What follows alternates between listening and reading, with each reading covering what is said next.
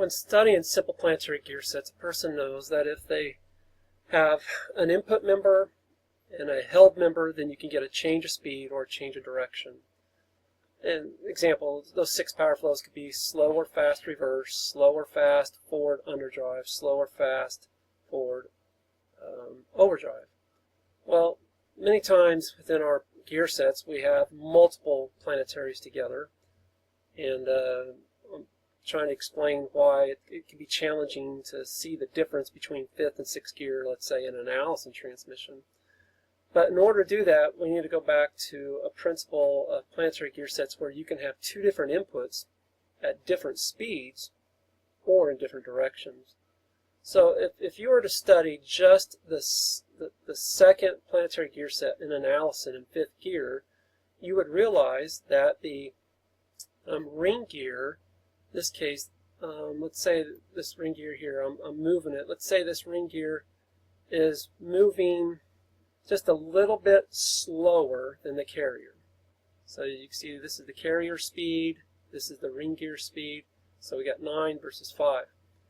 And the whole focus is the sun gear, because in a Allison 5th and 6th speed, on the 6 speeds, the difference between 5th and 6th gear is what we do with the middle ring gear, because the second and third sun are connected together. So if you want to study more and dig deeper, I have it explained in Chapter 9 in the Powertrains book. And in the Powertrains book, it details what's going on with Planetary 1, Planetary 2, Planetary 3. And so when you're in 5th gear, you will notice that the middle ring gear, the second gear ring gear, is going a little bit slower than the carrier, and as a result you can see the speed of the second and third sun, because the second and third sun are tied together. Well, when you go to 6th, we need to speed that second and third sun up. Well, how do we speed that second and third sun up? We actually hold the ring. So watch the speed of the sun when we hold the ring instead of letting it spin. If we bring that sun to a stop, notice that the sun increases speed. And that effectively causes a faster 6th gear when the ring gear of the second planetary is no longer allowed to spin, but instead be held stationary. If by chance we were going to cause it to go backwards, you would notice that the sun gear would spin even faster.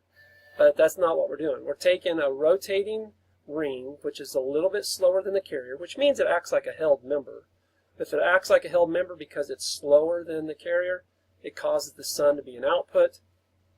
In this case, if the sun is the output and you have a great big carrier as an input, because the carrier acts like a large gear, it causes the sun to increase speed. Well, just to try to show students how the sun gear can increase even faster speed is quit allowing it to rotate and just bring it to a stop.